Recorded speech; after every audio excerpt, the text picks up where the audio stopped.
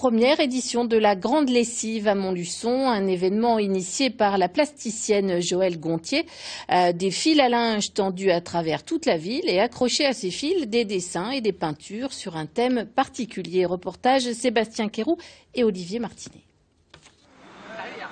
Un temps bien humide pour faire sécher ses affaires dehors. Mais aujourd'hui, c'est un peu particulier. Ce ne sont pas des vêtements, mais bien des œuvres qui sont exposées sur ces cordes à linge. On a utilisé du tissu. Pénélope est une association qui travaille à partir de tissu, qui fait du recyclage. Et sinon, pour le reste, on a utilisé du feutre permanent. Et donc, rien ne partira. Même avec la pluie. Même avec la pluie. L'homme-animal, un thème assez vaste, mais qui demande beaucoup de réflexion. Et en matière d'inspiration, les enfants sont souvent les meilleurs. Qu'est-ce qu'on vous a dit de faire à l'école ? Faire un dessin des animaux qui n'existent pas. Et peindre le papier et écrire. Je pense que ça a permis quand même de se sentir investi dans un projet. Ils savaient que ça allait être exposé.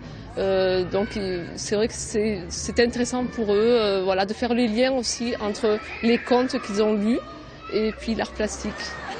800 enfants et plusieurs associations ont ainsi étendu leurs œuvres dans 13 quartiers de Montluçon. Même les détenus de la maison d'arrêt y ont participé. Ce sont d'ailleurs eux qui ont fourni les fameuses pinces à linge. La Grande Lessive à Montluçon a créé du lien social en amont déjà des étendages et des expositions des œuvres. Les associations ont participé, les élus de la ville et les services techniques de la ville ont participé.